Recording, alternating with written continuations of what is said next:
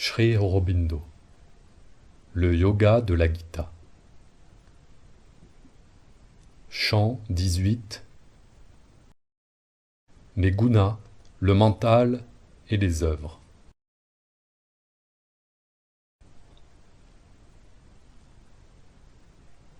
La Gita nous enjoint d'adorer le divin par notre tâche, notre travail, svakarma.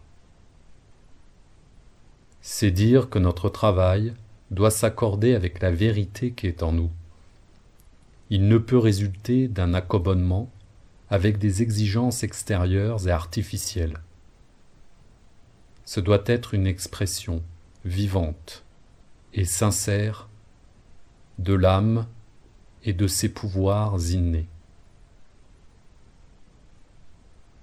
Nous pouvons alors faire de l'action régie par notre svadharma une adoration de la divinité intérieure, de l'esprit universel, du Purushottama transcendant, et abandonner, en définitive, toute l'action entre ses mains.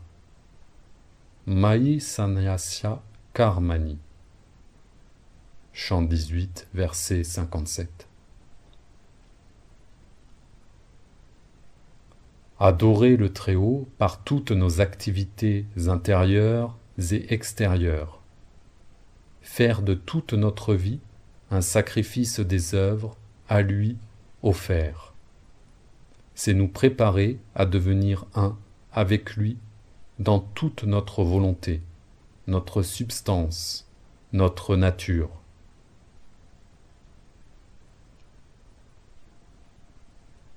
Car de suivre ainsi la vérité vivante et intime de l'âme dans notre nature présente doit nous aider finalement à atteindre la vérité immortelle de la même âme dans ce qui est à présent la nature suprême et supraconsciente. Alors, passant au-delà des limitations des trois gunas, nous passons aussi au-delà des divisions de l'ordre quadruple, au-delà des limitations de tout dharma spécifique, svadharman parityajya. Chant 18, verset 66. Dans cette suprême nature, nous pouvons vivre en unité avec Dieu, avec notre vrai moi, avec tous les êtres, et devenu parfait, devenir un instrument sans faille de l'action divine dans la liberté du dharma immortel.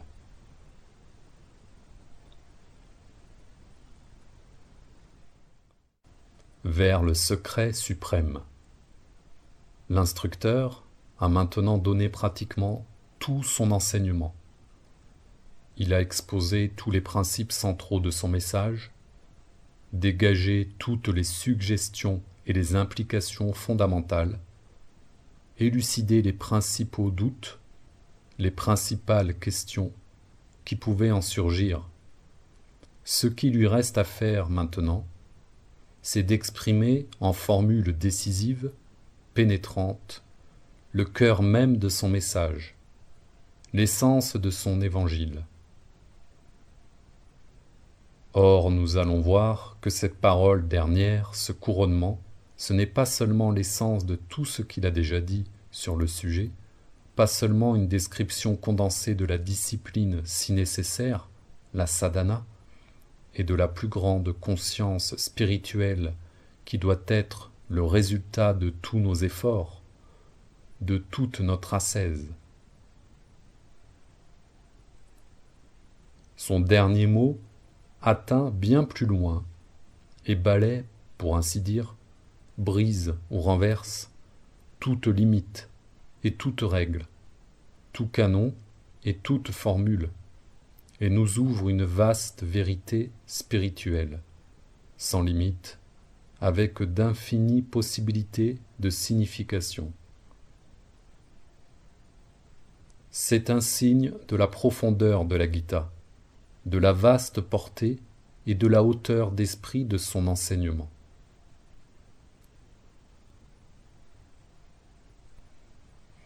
Et d'abord, la Gita reprend le corps de son message.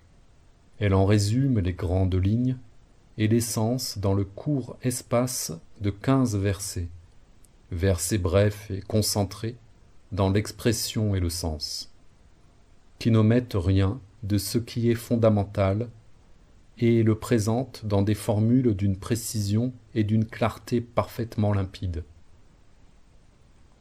Aussi les doit-on scruter avec soin, en sonder le sens, à la lumière de tout ce qui les précède, parce qu'ils sont évidemment destinés à faire ressortir ce que la Gita elle-même considère comme la signification centrale de son enseignement.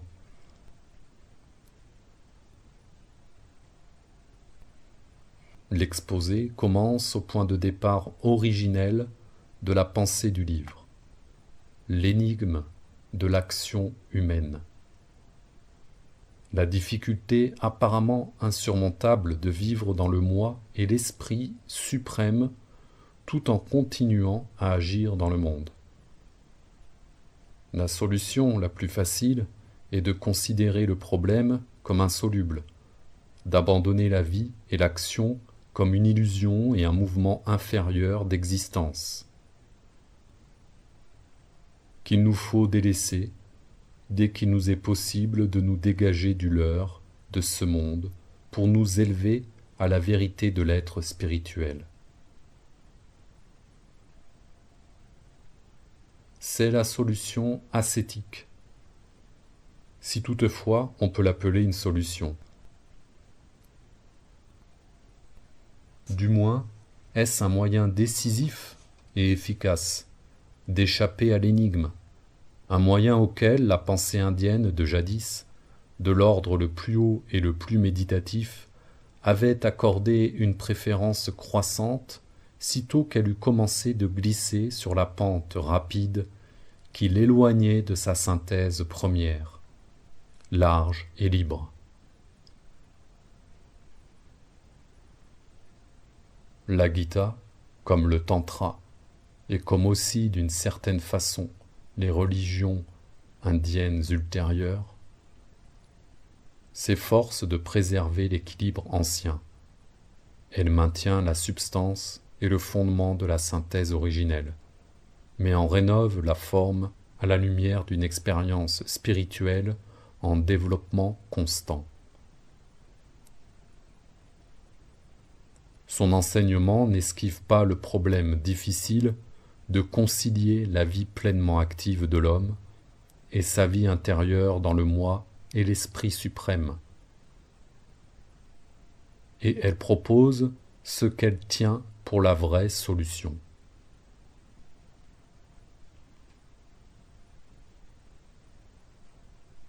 Elle ne nie point l'efficacité du renoncement ascétique à la vie, pour le but particulier qu'il poursuit. Mais elle voit qu'une telle solution tranche le nœud de l'énigme au lieu de le défaire. C'est pourquoi elle la tient pour une méthode inférieure et préfère la sienne.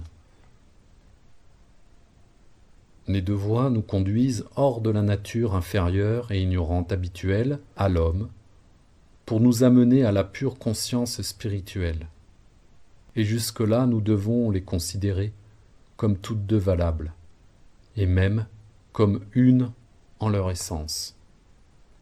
Mais alors que l'une s'arrête court et revient en arrière, l'autre avance avec une ferme subtilité et un haut courage. Elle ouvre une porte sur des horizons inexplorés.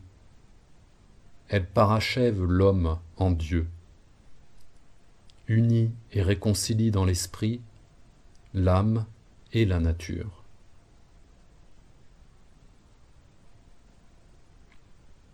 C'est pourquoi, enfin, dans les 5 premiers de ces versets, la Gita s'exprime en formules qui peuvent s'appliquer aux deux voies, celle du renoncement intérieur et celle du renoncement extérieur, en formules telles pourtant qu'il suffit d'assigner à quelques-unes de leurs expressions communes un sens plus profond pour atteindre la pensée et la signification de la méthode que préfère la Gita.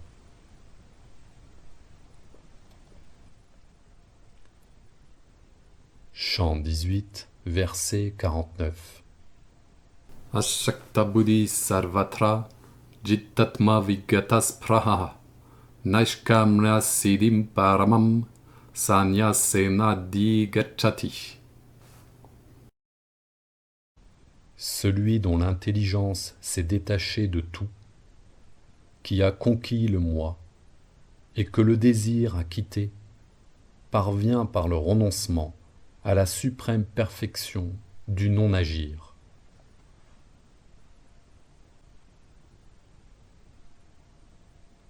L'idéal du renoncement, d'un calme acquis par la maîtrise de soi, d'une passivité spirituelle et d'un rejet du désir, se retrouve dans toute la sagesse antique.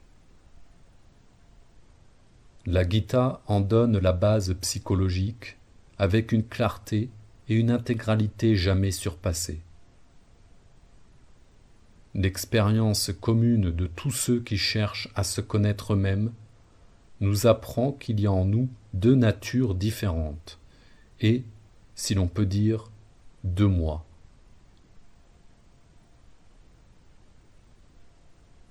Il y a le moi inférieur de l'obscure nature mentale, vitale et physique,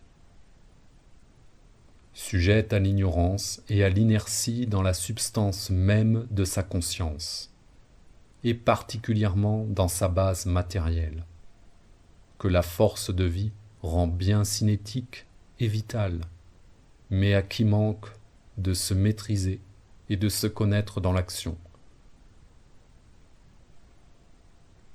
Cette nature atteint certes dans le mental quelques connaissances et quelques harmonies, mais seulement au prix d'un effort difficile et par une lutte constante contre ses propres insuffisances.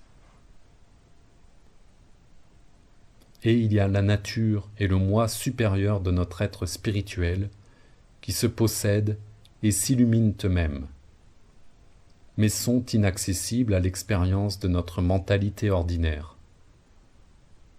Par moments, il nous vient un éclair de cette plus grande chose qui est en nous, mais nous ne sommes pas consciemment en elle. Nous ne vivons pas dans sa lumière, son calme et sa splendeur sans limite. La première de ces deux natures, bien distinctes, est ce que la Gita appelle la nature des trois gunas. Sa vision est centrée sur le sens de l'ego. Son principe d'action est le désir né de l'ego, et le nœud de l'ego est l'attachement aux objets du mental, des sens et du désir vital. De tout cela découle un résultat constant et inévitable: la servitude, la sujétion permanente à une domination inférieure, l'absence de maîtrise de soi, l'absence de connaissance de soi. L'autre, la grande puissance, la grande présence, on découvre qu'elle est nature et être d'esprit, pur, ne dépendant pas de l'ego, ce que la philosophie indienne appelle le moi et le Brahman impersonnel.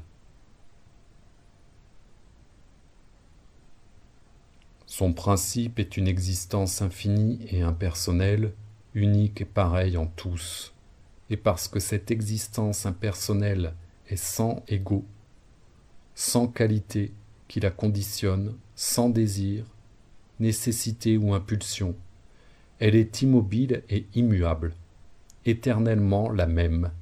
Elle observe et soutient l'action de l'univers, sans y participer, sans la causer. L'âme, quand elle se jette dans l'activité de la nature inférieure, est le kshara de la Gita, le purusha mobile et muable, la même âme rassemblée et retirée dans le moi pur et silencieux, dans l'esprit essentiel, est l'akshara, le purusha immobile et immuable. Le renoncement est la voie de la perfection suprême, et l'homme qui a renoncé intérieurement à tout est décrit par la Gita comme le vrai sannyasi. Mais parce que ce mot implique d'ordinaire aussi bien le renoncement extérieur et parfois même celui-là seul, l'instructeur emploie un autre mot, tyaga, pour désigner spécifiquement le renoncement intérieur. Et il dit que tyaga est préférable à sannyasa. L'ascète aime le renoncement pour lui-même et insiste sur l'abandon extérieur de la vie et de l'action en vue d'atteindre la complète quiétude de l'âme et de la nature.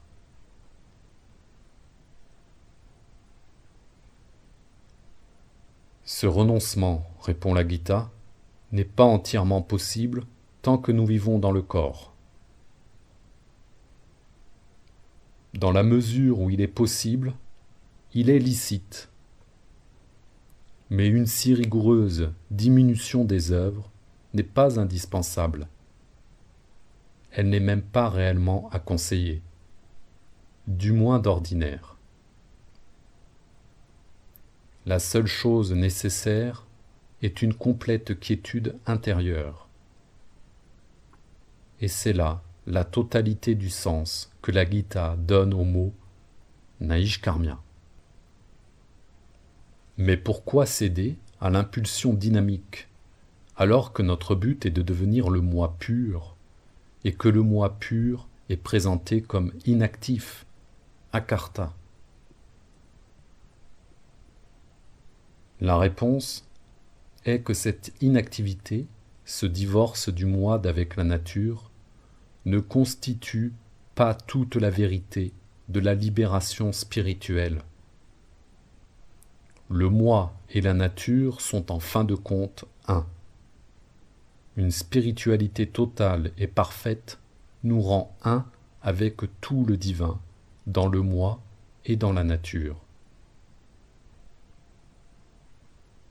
En vérité, entrer dans le moi d'éternel silence, devenir Brahman, Brahmya Bhuya, chant 18, verset 53, n'est pas tout notre objectif.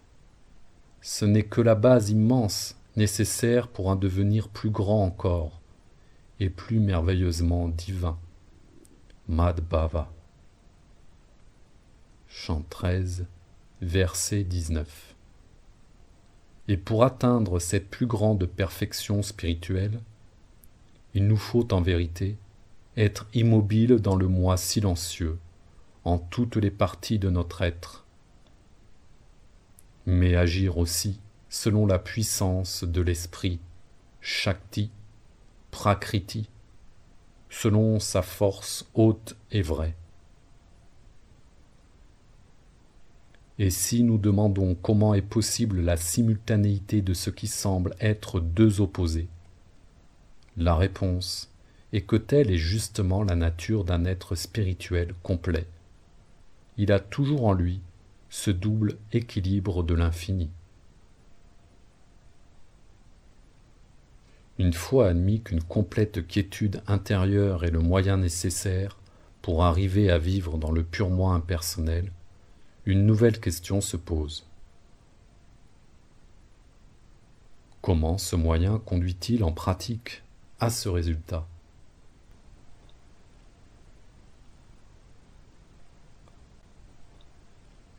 Chant 18, verset 50.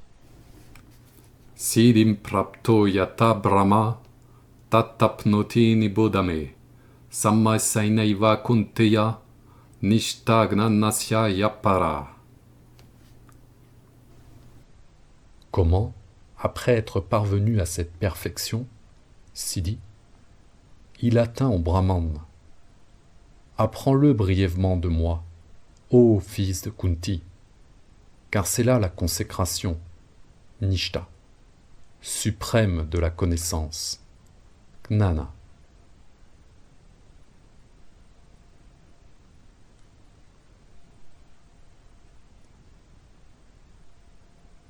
La connaissance dont il est question ici est celle du yoga des Samkhyas, le yoga de la pure connaissance, Gnana Yogena Samkhyanan, Chant 3, verset 3. Que la Gita accepte dans la mesure où il est un avec son propre yoga, lequel comprend aussi la voie des œuvres des yogis, karma yogena yoginam. Pour le moment, il n'est pas question des œuvres, car par Brahman, on entend ici d'abord le silencieux, l'impersonnel, l'immuable. À la vérité, pour la Gita comme pour les Upanishads, le Brahman n'est pas seulement un infini impersonnel, un absolu impensable et incommunicable, Ashityam, Avyavaharyam. Il est tout ce qui possède être, vie et mouvement. Tout ceci est Brahman, dit l'Upanishad. Tout est Vasudeva, dit la Gita. Le suprême Brahman est tout ce qui se meut et tout ce qui est mobile. Ses mains, ses pieds, ses yeux, ses têtes et ses visages sont tout autour de nous. Pourtant donc, ce tout a deux aspects. Un moi immuable éternel qui soutient l'existence, et un moi de puissance active qui se meut partout dans le mouvement du monde. C'est seulement quand nous perdons la personnalité limitée de notre ego dans l'impersonnalité du moi que nous arrivons à l'unité calme et libre par laquelle il nous est possible d'être en union vraie avec la puissance universelle du divin dans son mouvement cosmique. L'impersonnalité nie toute limitation, toute division.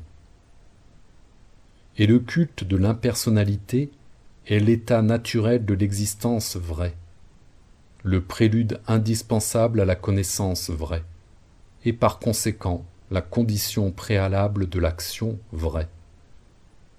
Il est clair que ce n'est pas en insistant sur la personnalité de notre ego que nous pouvons devenir un avec le tout ou avec l'esprit universel et sa vaste connaissance de soi, sa volonté complexe et son large dessein cosmique. Car cette personnalité limitée nous sépare d'autrui.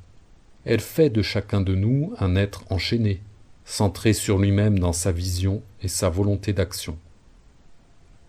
Emprisonnés dans la personnalité, nous ne pouvons avoir qu'une union limitée avec les autres, par la sympathie ou en nous adaptant relativement à leur point de vue, leurs sentiments et leurs volontés.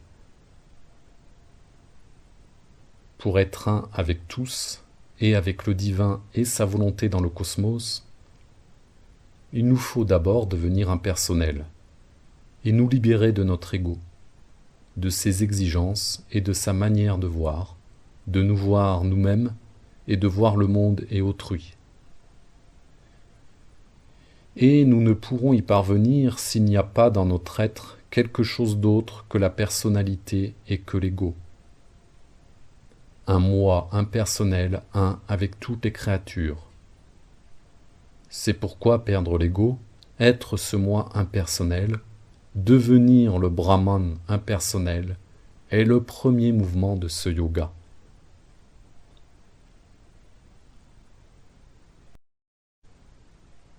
Chant 18, versets 51 à 53. Bodhya Vishuddhaya Yukto Dharityatmanam Ninyam Yacha Sabdadin Vishayam Staktva Ragad Vesao Vyudasyacha.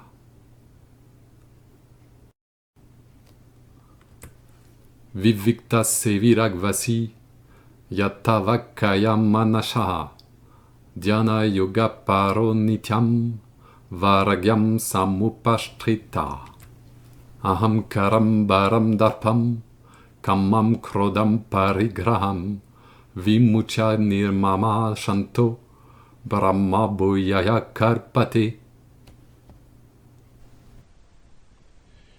Unis au moi, par l'intelligence purifiée, ayant maîtrisé le moi, avec fermeté et rejeté l'attrait et l'aversion, détaché des objets des sens, tels que les sons, vivant dans la solitude et la sobriété, maître de sa pensée, de sa parole et de son corps, toujours engagé dans le yoga de la méditation et réfugié dans le détachement, délivré du sens de l'ego, de la violence, de l'arrogance, du désir et de la colère, sans possession et sans égoïsme, apaisé, il est prêt à devenir le Brahman.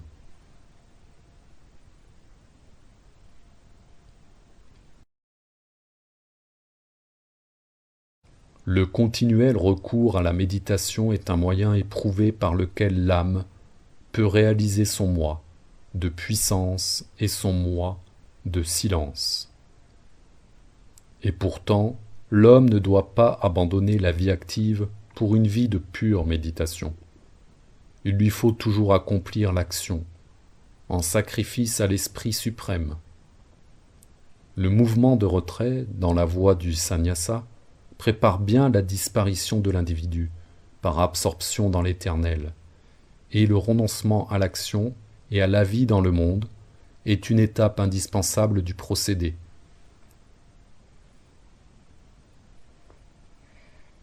Mais dans la voie du tyaga que préconise la Gita, il est plutôt une préparation à la transformation de la vie tout entière et de toutes les actions en une union intégrale avec l'être, la conscience et la volonté du divin.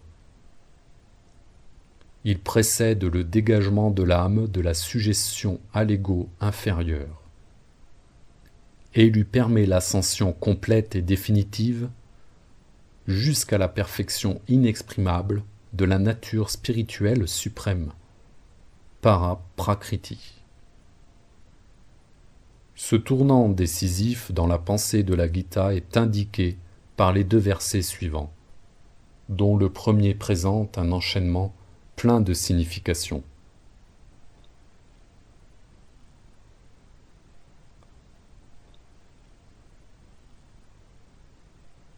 Chant 18, verset 54.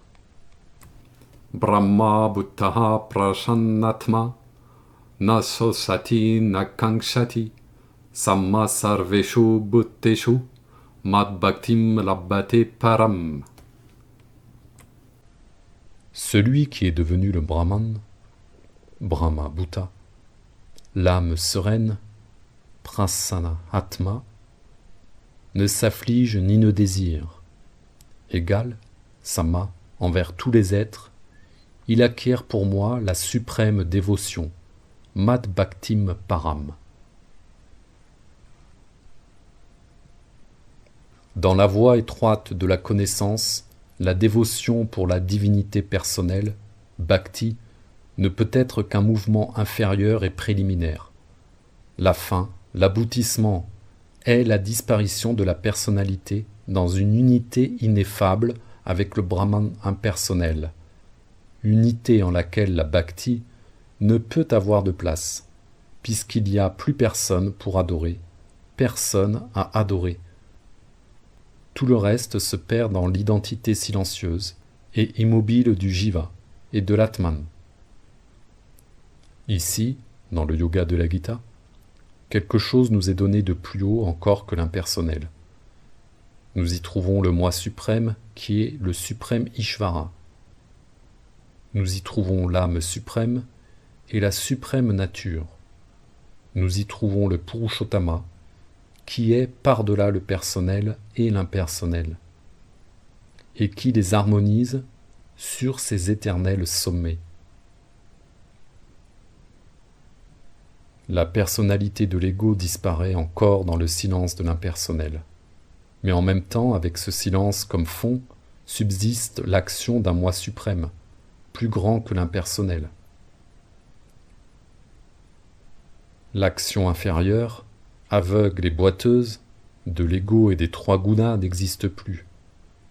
À sa place se déroule le vaste mouvement qui résulte de l'autodétermination d'une force spirituelle infinie, d'une Shakti libre et hors de toute mesure humaine.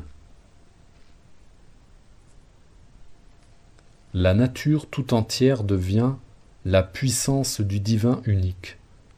Toute action devient son action et s'effectue avec l'individu comme canal et comme instrument. À la place de l'ego, l'individu spirituel vrai passe au premier plan, conscient et manifeste, avec la liberté de sa nature réelle, avec la puissance de son état suprême, avec la majesté et la splendeur de son éternelle identité de nature avec le divin, parcelle impérissable de la divinité suprême, puissance indestructible de la suprême Prakriti.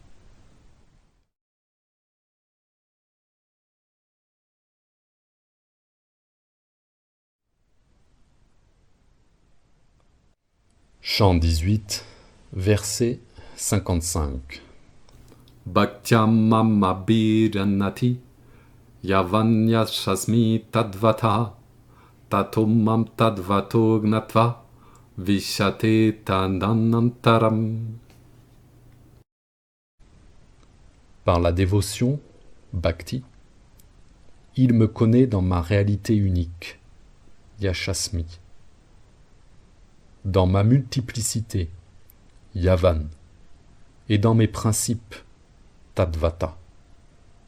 Me connaissant dans mes principes, il entre aussitôt en moi, tat anantaram.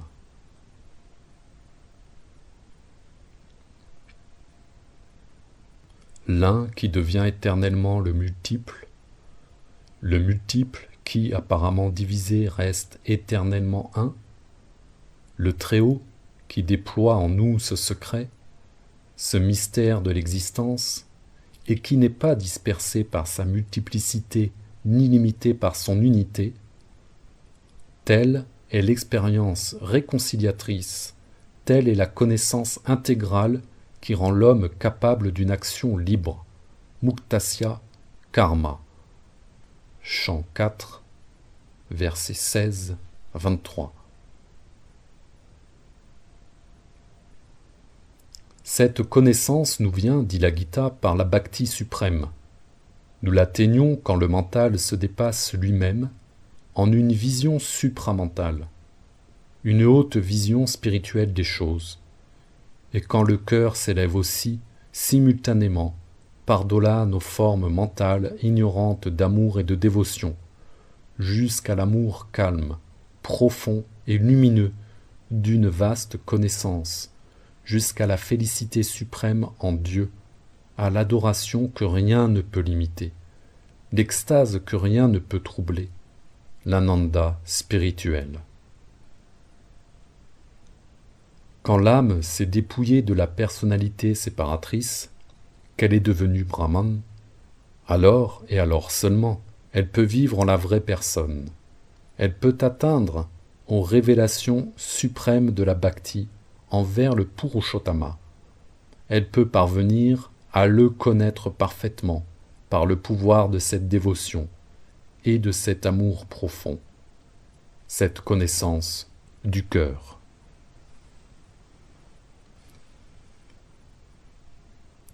L'âme de l'homme libéré entre ainsi, par la connaissance réconciliatrice, dans le Purushottama. Elle pénètre en lui par la félicité simultanée, parfaite, du divin transcendant, du divin dans l'individu et du divin dans l'univers. Mam vishate tad anantaram. L'homme devient un avec lui dans l'expérience et la connaissance qu'il a de lui-même, un avec lui en son être, sa conscience, sa volonté, en sa connaissance du monde et l'impulsion du monde en lui, un avec lui dans l'univers et dans l'unité avec toutes les créatures de l'univers, et un avec lui par-delà l'univers et l'individu, dans la transcendance de l'infini éternel. Shashvatam Padam Avyayam. Chant 18, verset 56. C'est le sommet de la bhakti suprême cœur même de la suprême connaissance.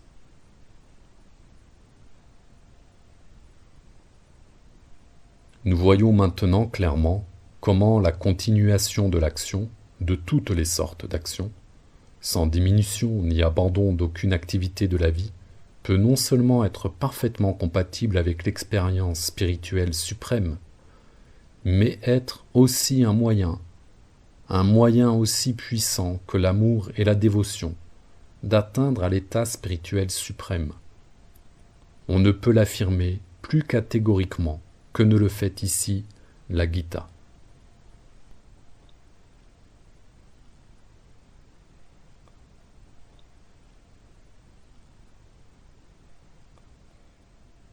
Chant 18, verset 56. Sarva karmani apisada kurvanu madvyapashraya madprasadada vapnoti sasvatam padam avyayam. Et, continuant d'accomplir toutes les actions, sarva karmani, en prenant refuge en moi, mad vyapashyara, il atteint par ma grâce la demeure indestructible, éternelle. Shashvatam padam avyayam.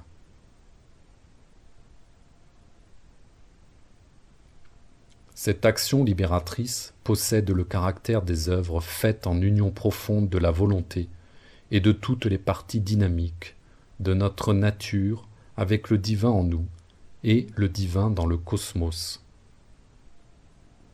Elle est d'abord accomplie en sacrifice, avec encore l'idée que le moi en est l'auteur. Puis elle est accomplie sans cette idée, avec la perception que Prakriti en est le seul auteur. Elle est accomplie enfin avec la connaissance que Prakriti est la puissance suprême du divin, et avec un renoncement, une remise de toutes les actions au divin, l'individu n'étant qu'un canal et qu'un instrument. Nos œuvres alors procèdent directement du moi et du divin en nous. Elles font partie de l'action universelle indivisible. Elles sont entreprises et accomplies, non par nous, mais par la Shakti transcendante et sans limite. Alors tout ce que nous faisons est fait pour l'amour du Seigneur, qui réside dans le cœur de tous, pour le divin dans l'individu et pour l'accomplissement de sa volonté en nous, pour l'amour du divin dans le monde, pour le bien de tous les êtres, pour l'accomplissement de l'action cosmique et du dessein cosmique. En un mot, pour l'amour du suprême Purusha, le Purushottama. Et c'est lui qui accomplit réellement l'œuvre à travers sa Shakti universelle. Ces œuvres divines ne sauraient lier, quelle que soit leur forme et leur caractère extérieur, elles sont plutôt un puissant moyen de s'élever hors de la prakriti inférieure des trois gunas, jusqu'à la perfection de la nature suprême, divine et spirituelle. Dégagés des dharmas entremêlés et limités, nous prenons refuge dans le dharma immortel, qui se révèle à nous lorsque nous devenons un avec le Purushottama, en toute notre conscience et en toute notre action. Cette unité, réalisée ici-bas, nous apporte le pouvoir de nous élever là-haut, en l'immortalité au-delà du temps. Là, nous existerons dans l'éternelle transcendance.